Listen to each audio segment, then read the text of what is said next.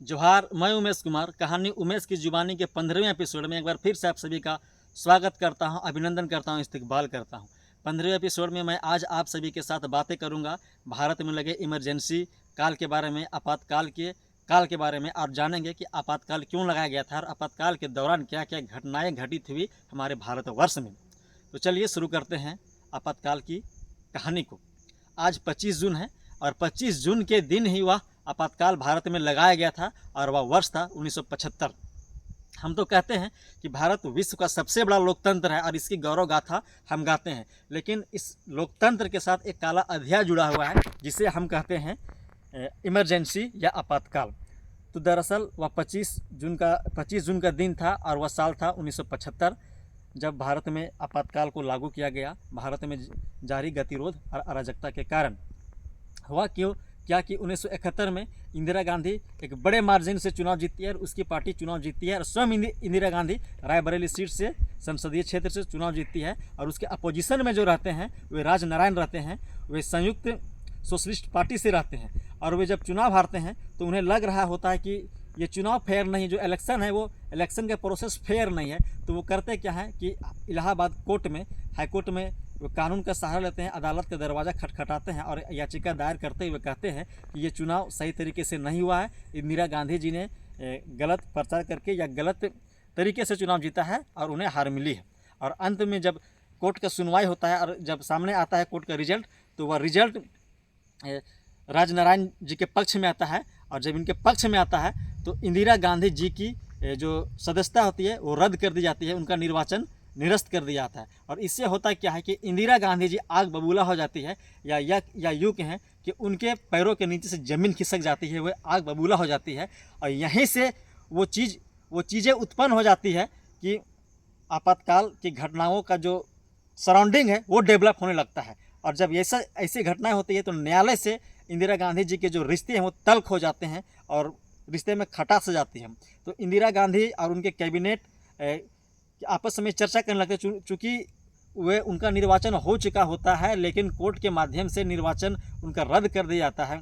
तो ये हार और ये बदनामी वो पचा नहीं पाते हैं, वे मतलब तिलमिला जाते हैं और देश में एक गतिरोध पैदा हो जाता है। और वे एक करते क्या है कि वे उस समय के तत्कालीन राष्ट्रपति रहते हैं फ़खरुद्दीन अली अहमद। अब फ़खरुद्दीन अली अहमद जी से सारी घटनाओं के बारे में बातें करते हैं और एक मसौदा तैयार करते हैं, उनसे आग्रह करती है कि आप जो इमरजेंसी है अनुच्छेद 352 के तहत वाले मसौदे पर हस्ताक्षर करिए और देश में इमरजेंसी का अनाउंसमेंट कीजिए। और होता भी यही है कि 25 जून 1975 को राष्ट्रपति जब हस्ताक्षर कर देते हैं उस अनुच्छेद 352 के तहत आपातकाल वाले मसौदे में, और उसी के साथ पूरे देश में आपातकाल की घोषणा कर दी जाती है।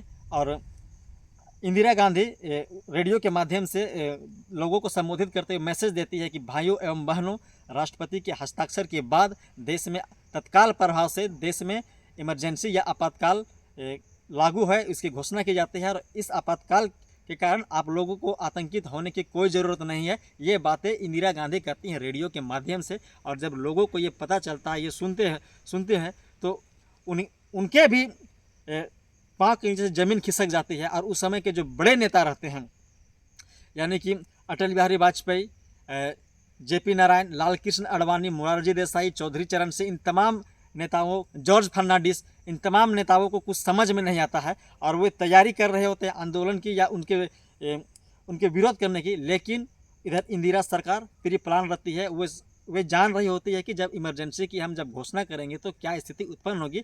उस सारी स्थिति को कंट्रोल करने के लिए पूरी चाक चौबंद तैयारी कर चुकी होती है। और वे शुरू करती है, एक लिस्टिंग करती है प्रभावशाली नेता होते हैं उनको गिरफ्तार करने की, उनको डिटेन करने की। तो जो प्रखर नेता थे, जैसे कि किसान आंदोलन और छात्र आंदोलन के सबसे बड़े नेता जयप्रकाश नारायण जी को, अटल बिहारी वाजपेयी जी को, लाल कृष्ण आडवाणी जी को, जॉर्ज फर्नांडिस को और चौधरी चरण सिंह जी को, मोरारजी देसाई जी को, इन तमाम नेताओं को इंदिरा सरकार के समय जब इमरजेंसी देश में लगाया जाता है उनको गिरफ्तार करके जेल में डाल दिया जाता है। और कहा जाता है कि इतने आंदोलनकारियों को इतने भारी संख्या में गिरफ्तार किया जाता है या डिटेन किया जाता है कि जेल में जगह नहीं बचती है आंदोलनकारियों को रखने के लिए। ये तो सरकार का एक हथकंडा था आंदोलन को कुचलने का या अपना जो इम्पोज करते हैं पब्लिक पर आपातकाल को, उसको प्रभावी बनाने का। इसके साथ ही और एक काम क्या करते हैं कि वे जो प्रेस होता है यानी कि लोकतंत्र के जो चौथा स्तंभ होता है उसको पूरी तरह से लकवाग्रस्त कर देती है, यानी कि उसकी जो स्वायत्ता रहता है उस पर सेंसरशिप लागू कर देती है। यानी कि 25 जून की रात्रि को ही जब आपातकाल की घोषणा कर दी जाती है तो उन तमाम दफ्तरों में, दिल्ली के बहादुर शाह जफर मार्ग पे बहुत सारे राष्ट्रीय अखबारों का दफ्तर था, वहाँ की बिजली काट दी जाती है, मशीनों की लाइन काट दी जाता है, और अगर समाचार पत्र छप भी गया तो सवेरे किया जाता है कि उन बंडलों को गायब कर दिया जाता है। अगर कुछ बंडल बच भी गए जिससे हॉकर जाके गली गली या घर घर में बांटते हैं तो उन हॉकरों के हाथ से समाचार पत्र को छीन लिया गया। यानी कि समाचार पत्र की स्वायत्ता खत्म कर दी गई, समाचार पत्र लोगों तक पहुंचने नहीं दी गई, उन पर सेंसरशिप लगा दिया गया। हर प्रमुख अखबार के ऊपर एक सेंसर अधिकारी बिठा दिया गया, यानी कि अधिकारी वो तय करता था, वही जो सरकार के फेवर में रहता था, जो सरकार के पक्ष में बातें वही बातें अखबार में छपती थी, यानी कि सरकार जो जाती थी वो छपती थी। यानी कि सत्य को अखबार से हटा दिया गया, यानी कि अखबार क्या है कि बिक के छपने लगी। यानी कि अखबार पहले बिकती थी, यानी कि सरकार पहले मुद्दों को तय करती थी तब अखबार छपता था। उसके साथ ही सबसे बड़ा विडंबना यह है कि जब आपातकाल लगा तो उसमें भारतीय नागरिकों के जो मौलिक अधिकार होते हैं उसको निलंबित कर दिया गया, यानी कि उसके हक अधिकार को निलंबित कर दिया गया। और 42वें संशोधन के दौरान यह बात पारित कर दिया गया कि राष्ट्रपति के कार्यालय से, प्रधानमंत्री के कार्यालय से, उप प्रधानमंत्री के कार्यालय से अगर कोई आदेश लागू किया गया तो जनता उसका विरोध नहीं कर सकती है और उसके विरुद्ध न्यायालय में नहीं जाया जा सकता है। ये बात आपातकाल के दौरान लागू कर दिया गया। और चूँकि मौलिक अधिकारों को मार ही दिया गया था, हक अधिकार को मार ही दिया गया था, नेताओं को गिरफ्तार किया गया था। इसके बाद स्थिति तब और बदतर हो गई जब जबरन लोगों को नसबंदी के लिए उत्पीड़ित कर दिया गया और नसबंदी के कारण बहुत सारे लोगों की मृत्यु भी हो गई। और मैं आपको बताना चाहता हूं कि 1 मार्च 1976 को केरल के एक राजन नामक व्यक्ति को गिरफ्तार कर इतना उसको प्रताड़ित किया गया, उसका शोषण किया गया कि उस व्यक्ति की मृत्यु हो गई। और दक्षिण में तमिलनाडु में एम करुणानिधि की सरकार उस समय चल रही होती है, उसे भी बर्खास्त कर दिया गया। उनके पुत्र थे स्टालिन, उनको मीसा के तहत गिरफ्तार कर लिया गया। और ये तमाम चीज़ें हैं जो कि आपातकाल के दौरान घटित हो रही थी। देश में अराजकता था, गतिरोध था, लेकिन तभी संघर्ष या आंदोलन का ध्वज धारण करते हैं साहित्यकार आगे आते हैं और उस आपातकाल का डटकर विरोध करते हैं। उसमें होता क्या है कि उस समय भी लगभग 250 साहित्यकारों को गिरफ्तार कर लिया जाता है और 50 जो अखबार छापने वाले होते हैं, पत्रकार होते हैं, उसकी सरकारी मान्यता रद्द कर दी जाती है। और साहित्यकार जो कि मैंने कहा विरोध कर रहे होते हैं तो वो करते क्या है कि जो एडिटोरियल पेज होता है अखबार में या संपादकीय पृष्ठ होता है या जो पत्रिका के, तो संपादकीय पृष्ठ को वो छापना ही बंद कर देते हैं। पत्रकार एडिटोरियल पेज को खाली छोड़ देते हैं, वो एक विरोध का तरीका होता है। और उधर साहित्यकार पत्रिका के माध्यम से या अन्य लेखों के माध्यम से अपना विरोध जता रहे होते हैं, उनको भी इंदिरा सरकार का कोप भाजन का शिकार होना पड़ता है।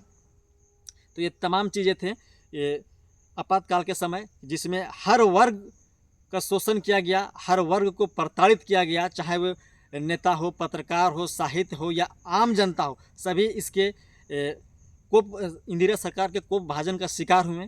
और हम कह सकते हैं कि ये एक काला अध्याय था भारत के लोकतंत्र का, जो 25 जून 1975 से लेके 21 मार्च 1977 तक चला। और अंत में जब चुनाव 1977 में होता है तो चूँकि सभी पीड़ित होते हैं तो विपक्षी के नेता जितने होते हैं इस तानाशाह सरकार के खिलाफ एकजुट होते हैं और जनता पार्टी के नेतृत्व में चुनाव लड़ता है। और पहली बार आज़ाद भारत में गैर कांग्रेसी प्रधानमंत्री मोरारजी देसाई बनते हैं जनता पार्टी के। और उसके बाद फिर लॉ एंड ऑर्डर को पूरे देश में स्थापित किया जाता है और मेंटेन किया जाता है और फिर से देश बढ़िया तरीके से संचालित होने लगता है। मैं आपको बता दूं कि महात्मा गांधी अक्सर जब विचलित होते थे तो वे सत्य और धर्म की जहाँ जीत होती है उस बात को स्मरण कर देते हैं, उस साहित्य को पढ़ते थे।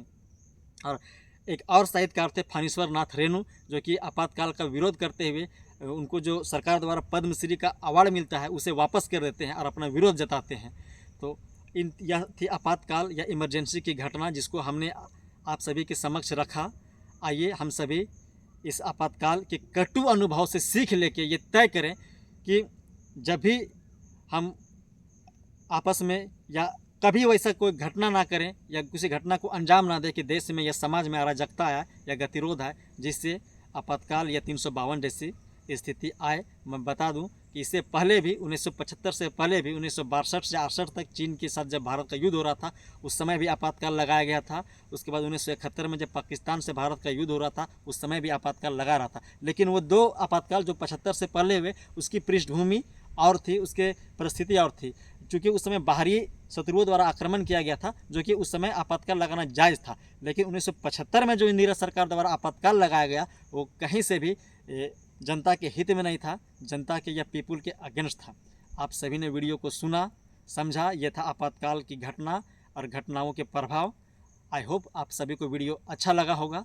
आइए हम सभी ये तय करें कि अपने आसपास एक आदर्श समाज और आदर्श भारत को गढ़ने में अपनी भूमिका को निभाएंगे। इस बात का प्रण लें। आप सभी को धन्यवाद।